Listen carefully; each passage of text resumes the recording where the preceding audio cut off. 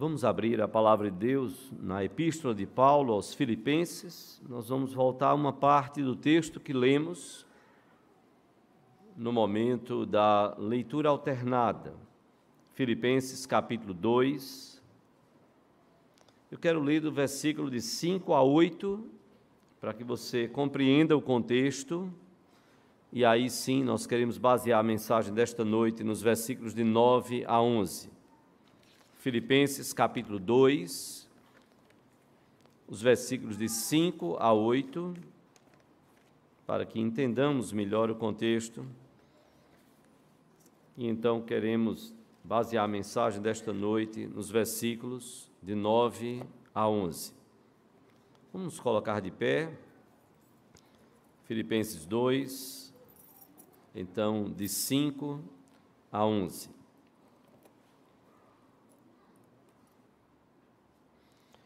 Nos diz a palavra de Deus, eu vou fazer a leitura aqui na versão atualizada, nós estamos projetando ela na Nova Almeida atualizada, que tira um pouco de um certo formalismo que a gente tem na antiga versão atualizada. Nos diz a palavra de Deus, Filipenses 2, de 5 a 11, tende em vós o mesmo sentimento que houve também em Cristo Jesus, pois ele, subsistindo em forma de Deus, não julgou como usurpação ser igual a Deus. Antes, a si mesmo se esvaziou, assumindo a forma de servo, tornando-se em semelhança de homens, e reconhecido em figura humana.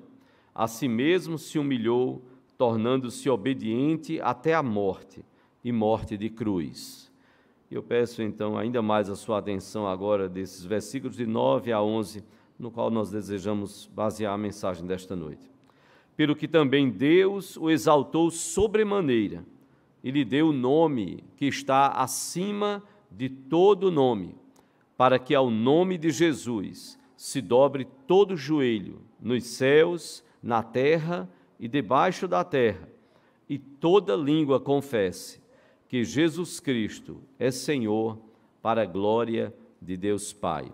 Vamos ler juntos esses 3 versículos, eu vou acompanhar o que está sendo projetado aí, 9 a 11, Filipenses 2, nós vamos ler juntos os 3 versículos, 9, 10 e 11. Vamos ler juntos? Por isso também Deus o exaltou sobremaneira e lhe deu o nome que está acima de todo nome, para que ao nome de Jesus se dobre todo joelho, nos céus, na terra e debaixo da terra, e toda língua confesse que Jesus Cristo é Senhor, para a glória de Deus Pai. Amém, Senhor.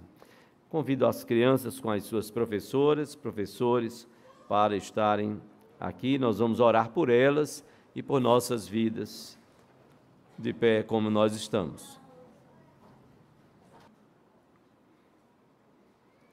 Vamos orar, vamos fechar os olhinhos, todo mundo de olhinho fechado, ninguém conversando, ninguém brincando. Vamos orar, vamos fechar os olhos. Vamos orar. Senhor Deus e Pai, nós te louvamos e bendizemos e adoramos o teu nome, Pai. Nós te adoramos pela bênção de podermos, como falamos no início do culto, de estarmos reunidos, Senhor, mais uma vez, neste dia, para exaltar o teu nome, dedicar este tempo de adoração ao Senhor. Toda a vida que o Senhor nos dá, todas as bênçãos que o Senhor derrama sobre as nossas vidas, fruto da tua graça, do favor que nós não merecemos, fruto da tua misericórdia, o poupar do Senhor em relação àquilo que merecemos como castigo pelos nossos pecados, o Senhor Jesus, o teu Filho amado, levou sobre a cruz do Calvário. Nesse momento, ó Deus, quando vamos meditar na tua palavra, desde o mais tenro, o mais novinho, até o mais idoso, que o Senhor se digne de falar aos nossos corações, que o Senhor tenha misericórdia de nós, que o Senhor possa agir com graça sobre as nossas vidas e corações, e a tua palavra, Senhor, possa queimar, aquecer os nossos corações. Que a Tua palavra nos faça dar ao Senhor Jesus toda honra, toda glória e todo louvor. Nas nossas vidas, nos nossos lares, onde nós trabalhamos, no ambiente de trabalho, no ambiente escolar, na vizinhança, que o Senhor nos ajude a testemunharmos deste nome tão maravilhoso, que é o nome do Teu Filho amado. Nos faz, Pai, compreender a Tua palavra. Só o Teu Espírito pode fazer isso. E nós clamamos pela ação dEle ao Senhor. Que Tu, ó Pai, tenha misericórdia de nós, que o Teu Espírito possa falar aos nossos corações, tão somente por Tua graça e misericórdia. Clamamos que Tu fales a também os nossos pequeninos, usando professoras e professores como instrumentos nas mãos do Teu Espírito. Te oramos assim, Pai, em nome de Jesus e para a glória dEle. Amém, Senhor. Podeis assentar-vos.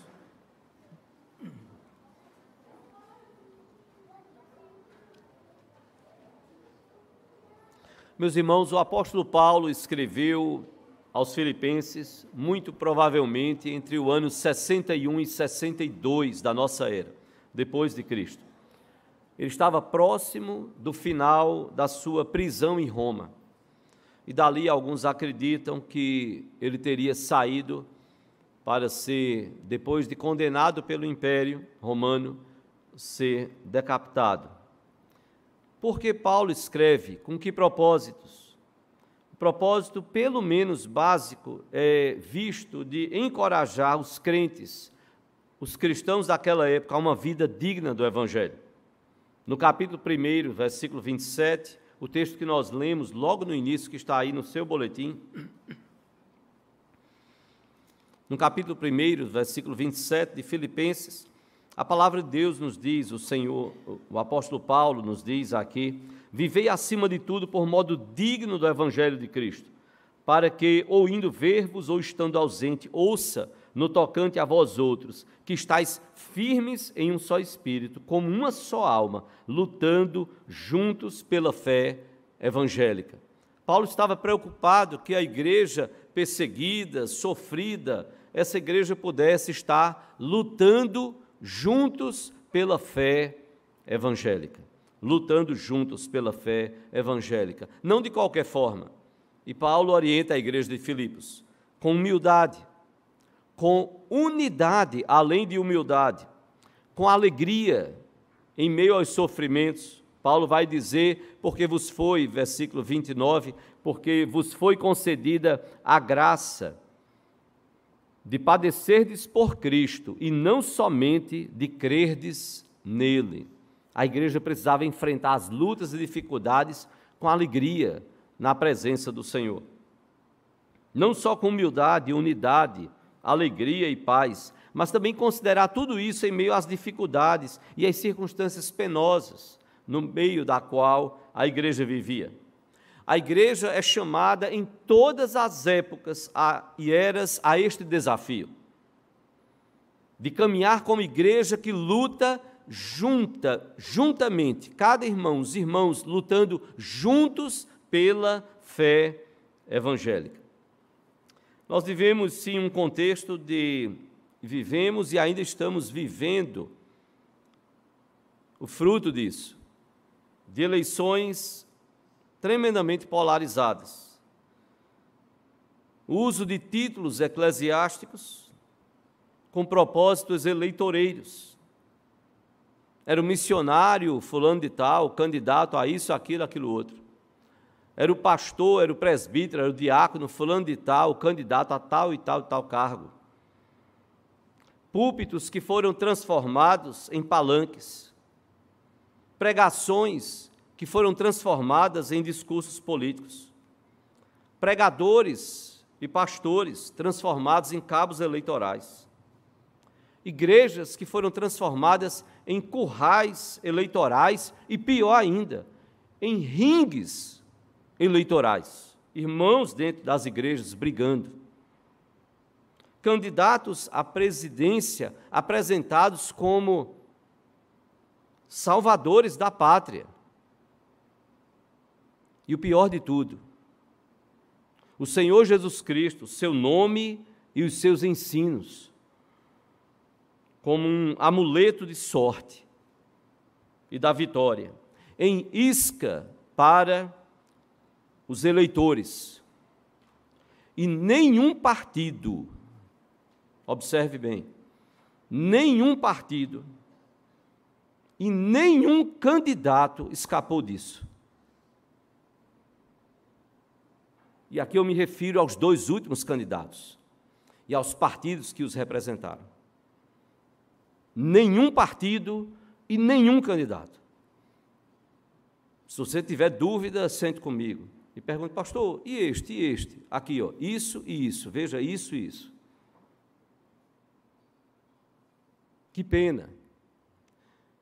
Eu lembro quando há muitos e muitos anos atrás, logo nos primeiros anos de ministério, nós tivemos o convite de um deputado estadual aqui, de uma outra denominação, e por pastorearmos os filhos dele, como ele disse certa vez, meus filhos iriam para o mundo, porque a minha denominação é rígida demais.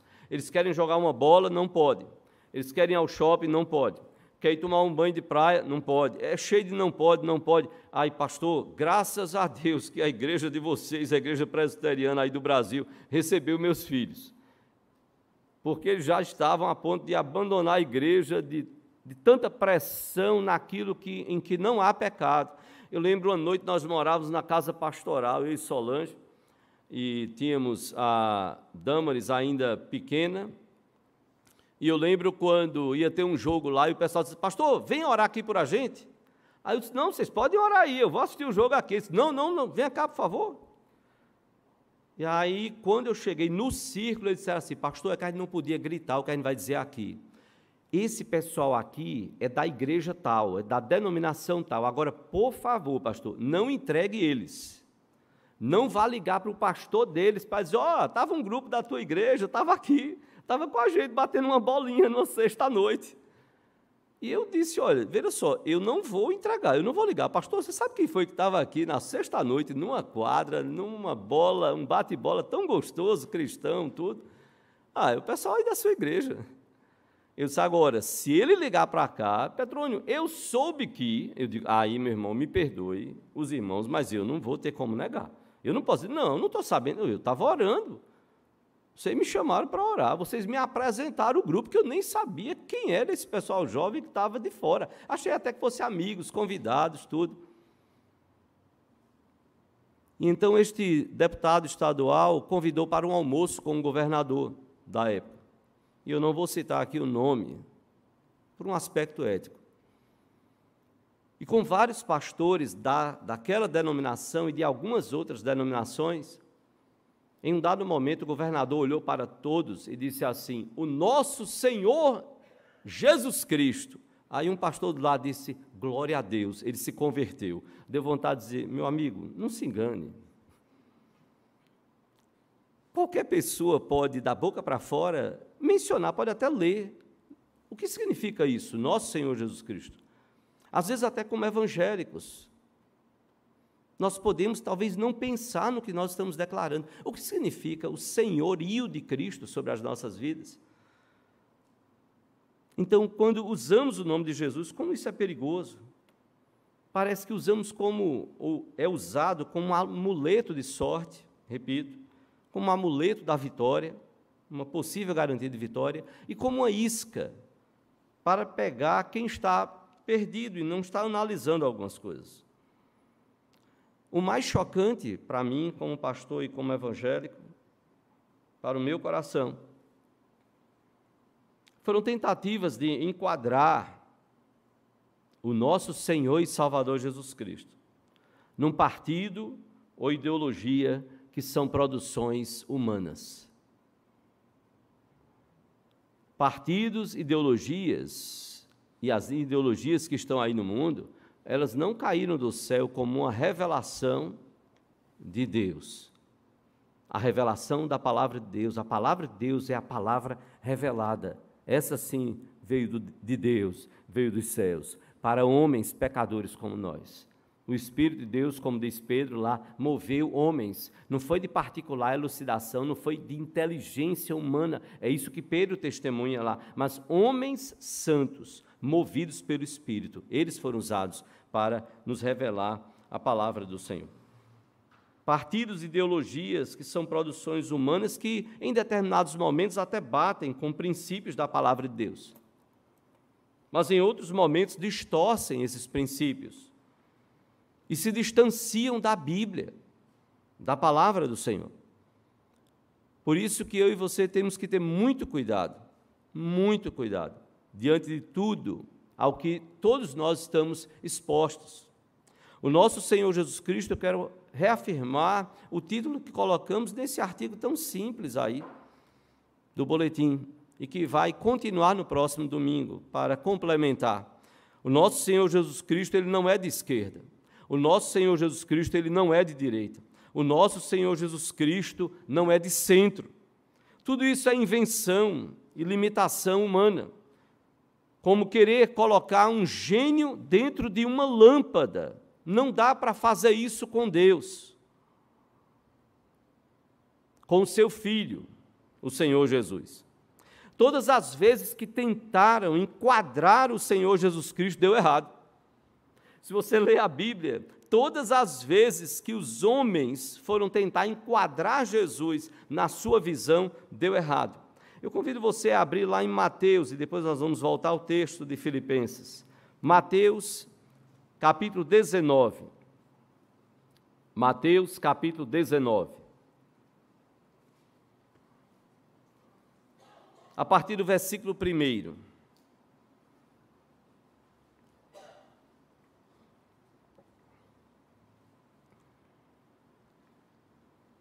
Eu vou fazer a leitura conforme está sendo projetado, né, até porque vocês têm também aqui, facilita, e aí a gente vai seguindo. Do versículo 1 até o versículo 12, nos diz Mateus 19, de 1 a 12. Observem bem como os homens tentaram enquadrar o Senhor Jesus Cristo. Eram os fariseus aqui. Eles estavam querendo tratar e pegar o Senhor Jesus Cristo em relação ao divórcio. Olha como eles tentaram enquadrar Jesus. E aconteceu que, concluindo Jesus estas palavras, deixou a Galileia e foi para o território da Judeia, além do Jordão. Seguiram-no muitas multidões e curou-as ali. Vieram a ele alguns fariseus e o experimentavam, perguntando: é lícito ao marido repudiar a sua mulher por qualquer motivo? Então respondeu ele: não tendes lido que o Criador, desde o princípio, os fez homem e mulher? E que disse: por esta causa deixará o homem pai e mãe, e se unirá à sua mulher, tornando-se os dois uma só carne? De modo que já não são mais dois, porém uma só carne. Portanto, o que Deus ajuntou, não o separe o homem. Replicaram-lhe: por que mandou então Moisés dar carta de divórcio e repudiar? Respondeu-lhe Jesus: por causa da dureza do vosso coração, é que Moisés vos permitiu repudiar vossa mulher. Entretanto, não foi assim desde o princípio. Eu, porém, vos digo: quem repudiar sua mulher, não sendo por causa de relações sexuais ilícitas, e se casar com outra, comete adultério. E o que casar com a repudiada, comete adultério. Disseram-lhe os discípulos: se essa é a condição do homem relativamente à sua mulher, não convém casar. Jesus, porém, lhes respondeu: nem todos são aptos para receber este conceito, mas apenas aqueles a quem é dado. Porque há eunucos de nascença, há outros a quem os homens fizeram tais, e há outros que a si mesmos se fizeram eunucos, por causa do reino dos céus. Quem é apto para o admitir, admita. É interessante como os fariseus tentaram enquadrar Jesus em relação ao divórcio. Eles questionaram a Jesus se era lícito repudiar o homem, repudiar a sua mulher por qualquer motivo.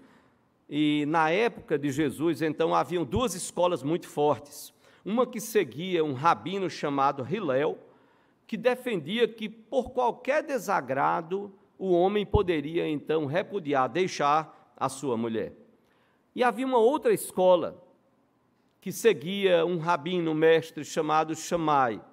E essa outra escola, seguindo o seu ensinamento, entendia que apenas por alguma indecência gritante, absurda, como por exemplo um adultério. Jesus não cai numa escola nem noutra. Os homens estão tentando enquadrá-lo. E aí, mestre?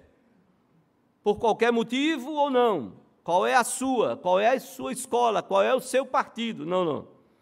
Jesus rebate aqueles fariseus. Não tendes lido o que o Criador então disse desde o início? Jesus remonta lá a Gênesis capítulo 2, versículo 24. Que Deus fez homem e mulher, que Deus os uniu. Então a palavra diz, por isso deixará o homem pai e mãe, se unirá à sua mulher e serão os dois uma só carne. Jesus remonta ao princípio, a Gênesis, que eles tão bem conheciam. Conheciam com tanta profundidade. Jesus diz, olhem lá no início, a questão não é o divórcio, a questão é cuidar do casamento. É homem e mulher, é o que Deus, e aí Jesus vai dizer, o que Deus ajuntou, não o separe o homem. E aí eles vão novamente tentar enquadrar. Então, por que Moisés mandou dar carta de divórcio? Nova tentativa de enquadrar Jesus. E aí qual é a resposta de Jesus? Por causa da dureza dos vossos corações. Não agrada a Deus ver um homem dispensar, repudiar, se separar de sua mulher, até porque naquela época era tremendamente danoso para as mulheres, era um abandono terrível. E Deus estava resguardando aquelas mulheres, cuidando daquelas mulheres no meio do povo de Israel. Aquilo afrontava o coração de Deus. Os fariseus tentaram enquadrar o Senhor Jesus. E Jesus então diz, por causa da dureza do coração de vocês. Vocês estão querendo me enquadrar? Vocês querem me encarar? Vocês querem jogar duro comigo? Se preparem. E eu acho impressionante, em algum momento da minha vida, eu comecei a ler os 4 evangelhos, não é sempre todos nós precisamos ler a Bíblia, e eu comecei a ler, eu disse, não, esse ano eu vou ler os evangelhos olhando os momentos que Jesus foi duro. E Jesus sempre foi muito duro, quando aqueles que conheciam a palavra buscavam enquadrá-lo. Jesus sempre foi muito duro. Sempre ele foi maleável e amoroso, quando as pessoas vinham até ele, mesmo não conhecendo corretamente a palavra, mas desejosas de realmente aprender o que era certo. Houve uma outra tentativa, que está lá em Mateus capítulo 22, Mateus capítulo 22, dos versículos de 23 a 33.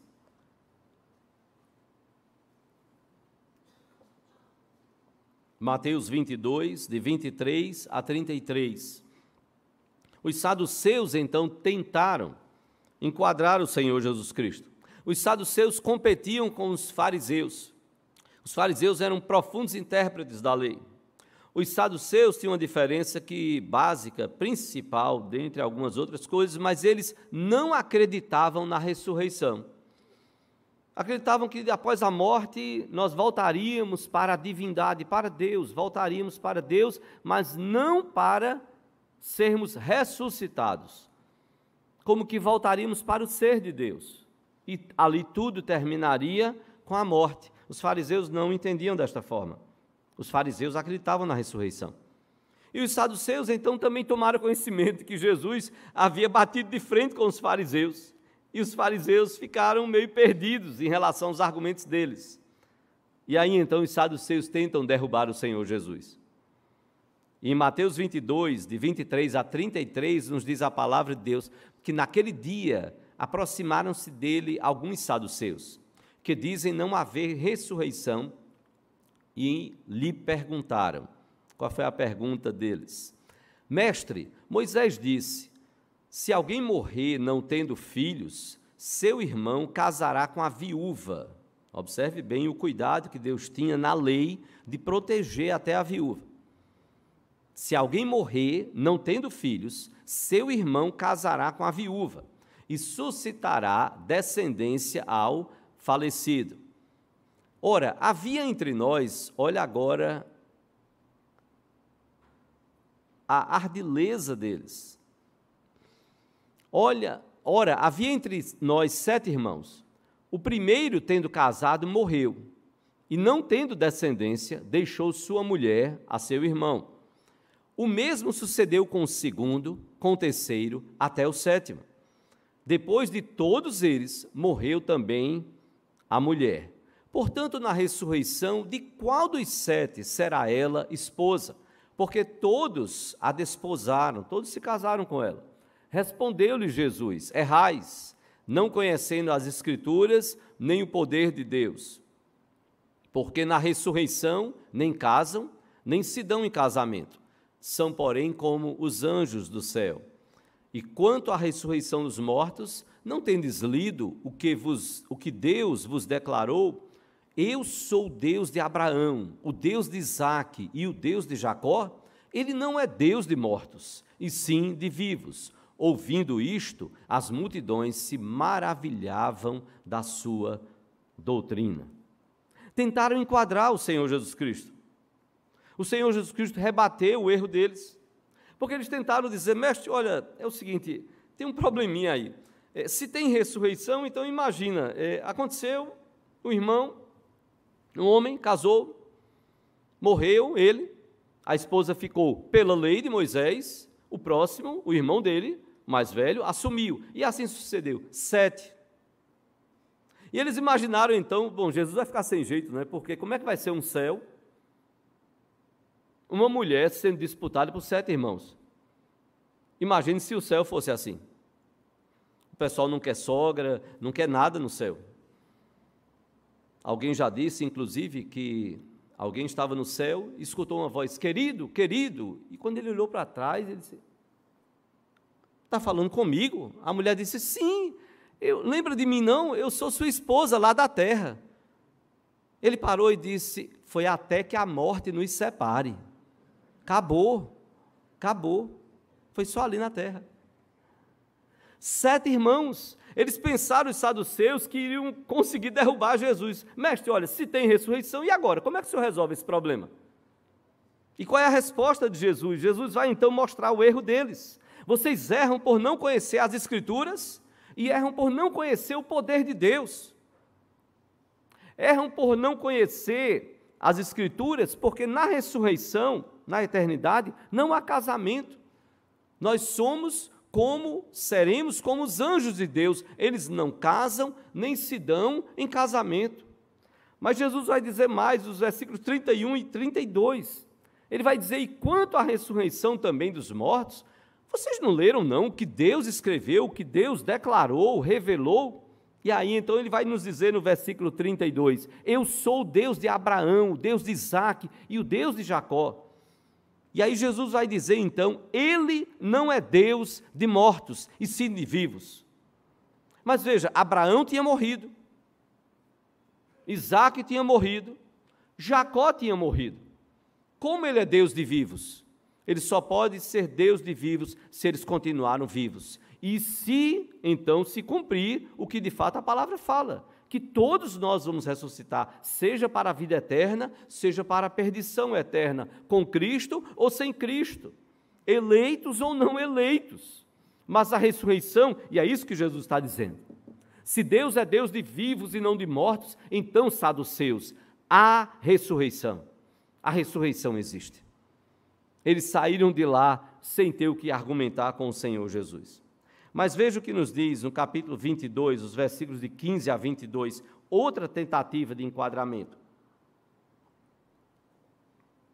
Os discípulos dos fariseus, agora já não são mais diretamente os fariseus que não conseguiram debater com Jesus, derrubar o Senhor Jesus, eles mandam os seus discípulos, os seus seguidores, os seus alunos.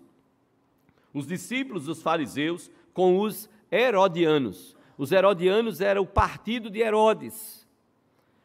Esses dois grupos não andavam juntos, eles não se entendiam, porque os herodianos eram bem liberais e os fariseus eram bem conservadores.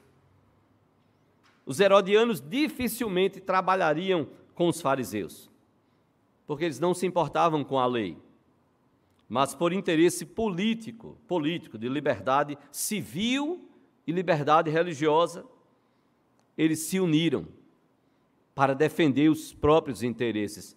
Percebam o ardio deles. Mateus 22, de 15 a 22, nos diz que então, retirando-se os fariseus, sobre as questões que ele havia discutido, retirando-se os fariseus, consultaram entre si como o surpreenderiam a Jesus em alguma palavra.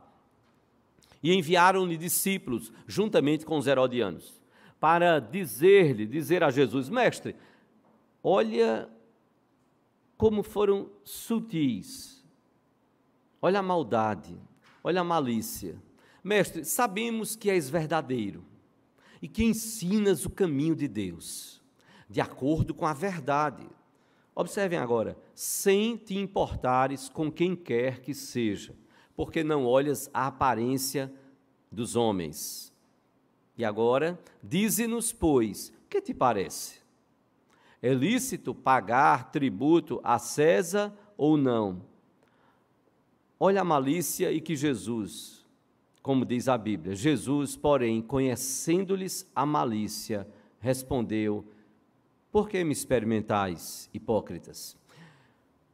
Só antes de prosseguir, para você entender, olha o que eles fizeram. Encheram Jesus de elogios. Sabemos que és mestre, que falas a verdade, que não te importas com as outras pessoas. O Senhor ensina a verdade, sim, sem preocupação, e que és mestre da parte de Deus. E então agora lançam a armadilha. É lícito pagar tributo a César ou não? A palavra vai nos dizer, continuando, que Jesus conhecia a sua malícia.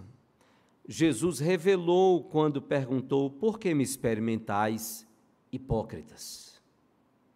Vocês são falsos. Antes do versículo 19. Os atores eram muitas vezes chamados de hipócritas. Sabe por quê? Porque eles usavam uma máscara.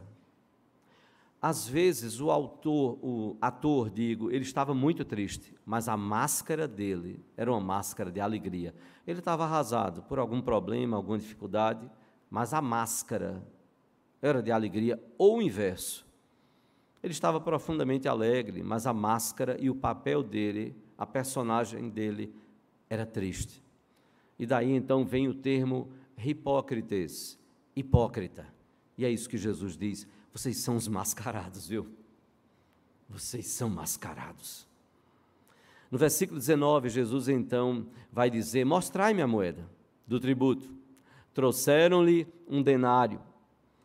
E ele lhes perguntou: de quem é esta efígie e inscrição? De quem é isso aqui? Responderam-lhe: de César. Então lhes disse Jesus, disse: dai, pois, a César o que é de César e a Deus o que é de Deus. Ouvindo isto, se admiraram e, deixando-o, foram-se. Foi isso que Jesus fez. Estas e outras tentativas de enquadrar o Senhor Jesus Cristo deu errado. Não dá para enquadrar Jesus. A questão de pagar ou não pagar tributo foi tremendamente ardilosa. Se Jesus dissesse: de fato, é preciso pagar o tributo, é lei, tem que pagar, os judeus ficariam revoltados contra Jesus. Porque eles sabiam quanto eles eram explorados. Nós nos sentimos explorados. Entra governo e sai governo. E nós nos questionamos muitas vezes o que esses governos fazem com os nossos tributos. Como nós precisaríamos de fato, transparência, verdade, lisura, para que aquilo que a gente pague e paga pudesse voltar em benefícios. Na Austrália, o filho de um pastor, amigo, que hoje tem também um filho pastor, esse outro filho que não era pastor, morando na Austrália, ele tirou uma foto e mandou para o pai, dizendo: pai, olha aqui essa obra pública, olha o outdoor. O pai ficou impressionado, que lá tinha obra, valor da obra tanto, período da obra tal, e no final, então, a prestação de contas ali, devolvido aos cofres públicos, tanto. É Brasil. Isso é Brasil, isso não é Austrália, isso é Brasil. Devolvido aos cofres públicos. Voltou. Teve saldo. A obra foi terminada antes. O que estava previsto de mais gastos, se a obra precisasse continuar, não teve. A obra terminou, concretizou tudo direitinho. Então, houve uma economia aqui de serviços que seriam prestados ao longo daqueles dias seguintes, semanas, o que fosse. Se Jesus, porém, dissesse: não é lícito, esse governo é corrupto, então não é lícito pagar, ele estaria contra o Império Romano e poderia ser condenado. Que não podia ter tido uma resposta mais sábia do que essa? Me dê uma moeda aí. De quem é esta efígie? De quem é esta inscrição? É de César? Então deem a César o que é de César. Agora não esqueçam, deem a Deus o que é de Deus. Volte, por favor, ao texto de Filipenses, capítulo 2. Filipenses 2, de 9 a 11. E para relembrarmos, depois de tantos embates, a Bíblia fala sobre Jesus, que nós não podemos enquadrá-lo. Pelo que também Deus o exaltou, depois de toda a humilhação dele, depois da morte de cruz. A Bíblia então diz, Paulo, pelo que também Deus o exaltou sobremaneira e lhe deu o nome que está acima de todo o nome, versículo 9, para que ao nome de Jesus se dobre todo o joelho, nos céus, na terra e debaixo da terra, e toda língua confesse que Jesus Cristo é Senhor, para a glória de Deus Pai. Louvado seja o Senhor por isso. Deus exaltou o nome de Jesus sobremaneira. Deus deu a Jesus o nome que está acima de todo nome. E com que propósito, diz Paulo? Para que ao nome de Jesus se dobre todo o joelho. Para que ao nome de Jesus se dobre todo o joelho, nos céus, na terra e debaixo da terra. E toda língua confesse que Jesus Cristo é Senhor, para a glória de Deus Pai. Deus Pai deu a Jesus o nome supremo. E que nome é esse? Está aí no versículo 11.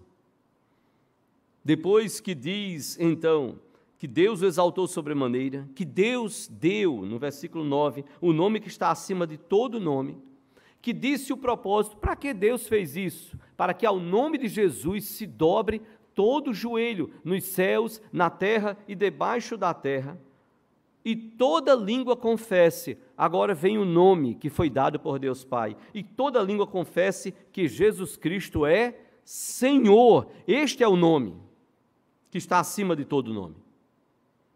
Que Jesus Cristo é Senhor, para glória de Deus Pai. Senhor no grego é Kyrios, é o Deus de todo o cosmos, é o Deus que criou todas as coisas.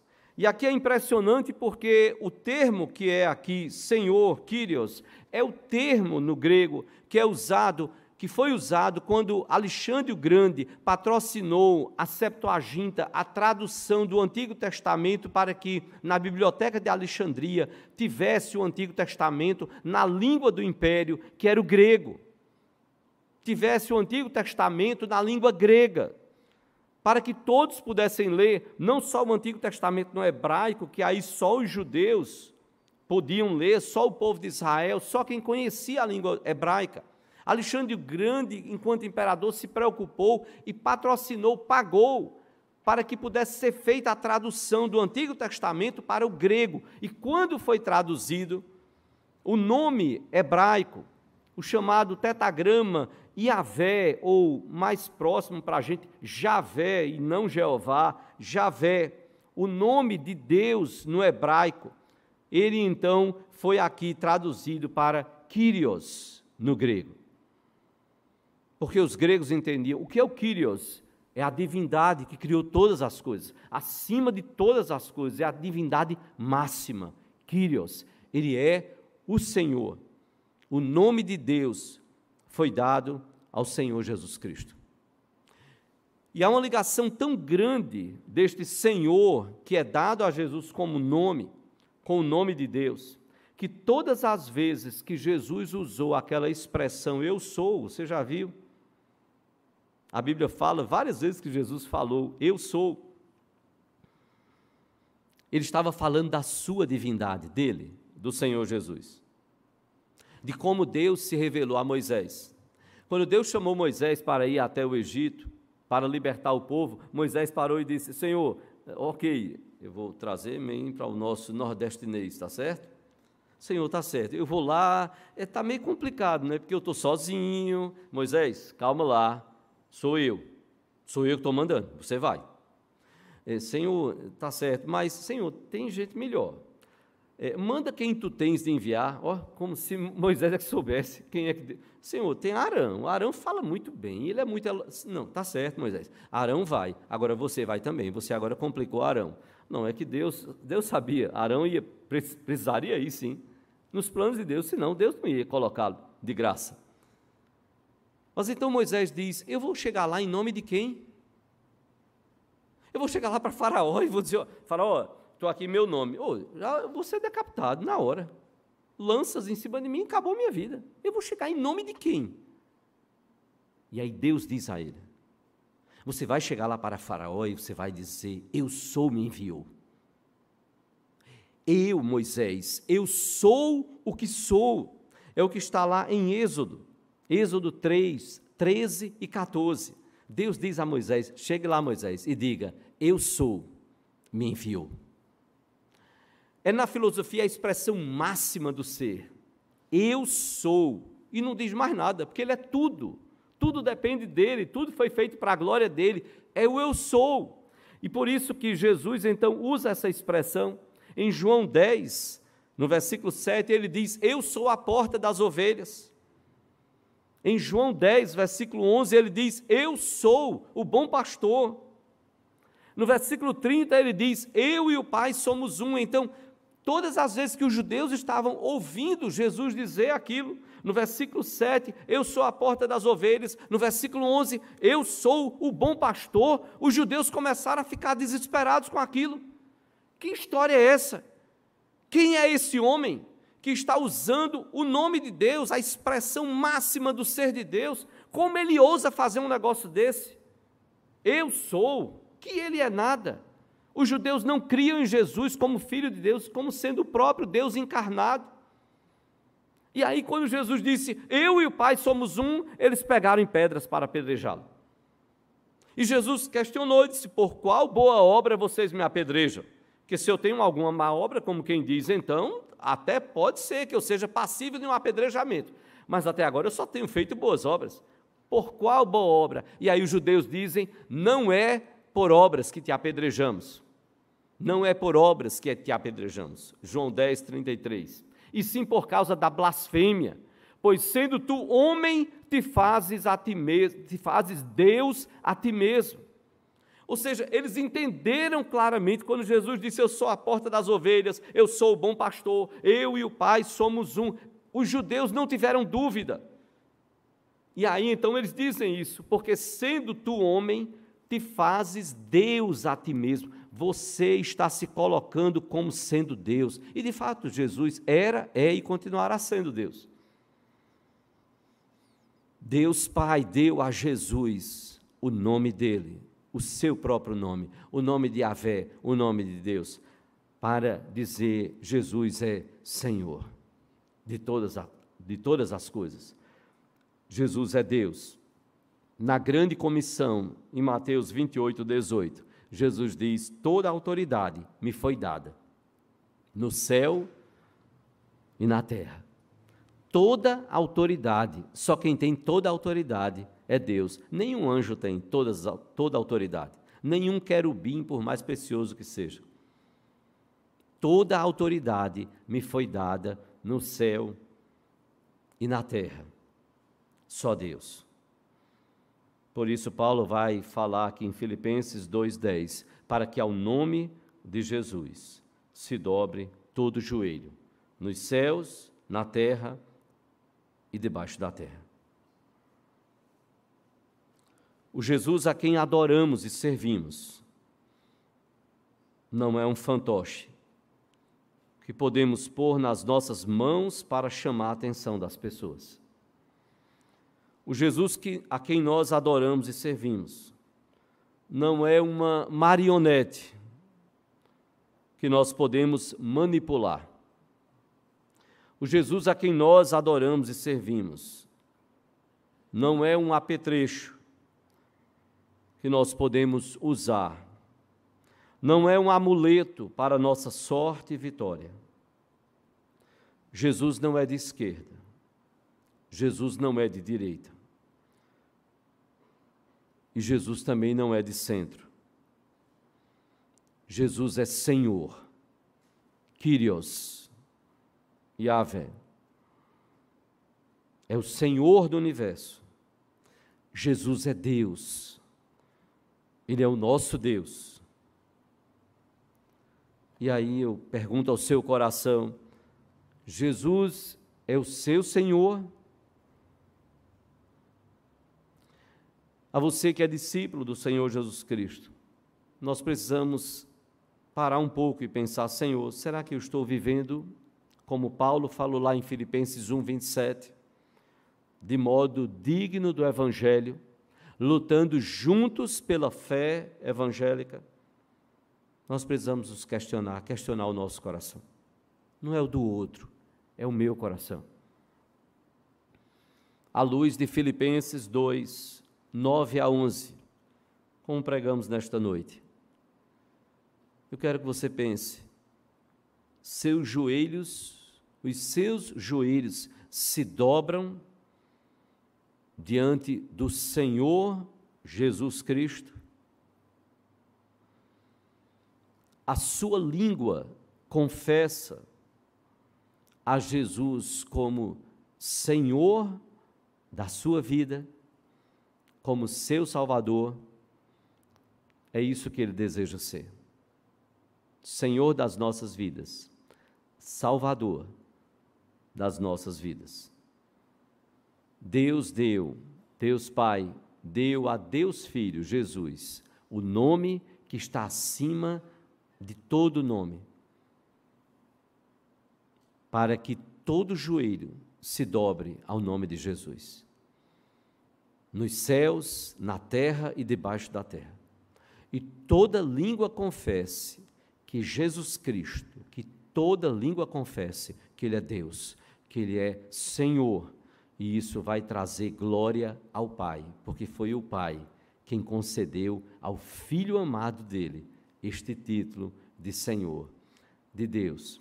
Que eu e você, ao adorarmos o nome de Jesus, ao declararmos, cantarmos, que Ele seja o nosso Senhor e Salvador, o nosso Rei, que nós possamos fazer isto na certeza de que Ele é o nosso Senhor e possamos viver para a glória dEle. Que o Senhor Deus, pois, nos abençoe.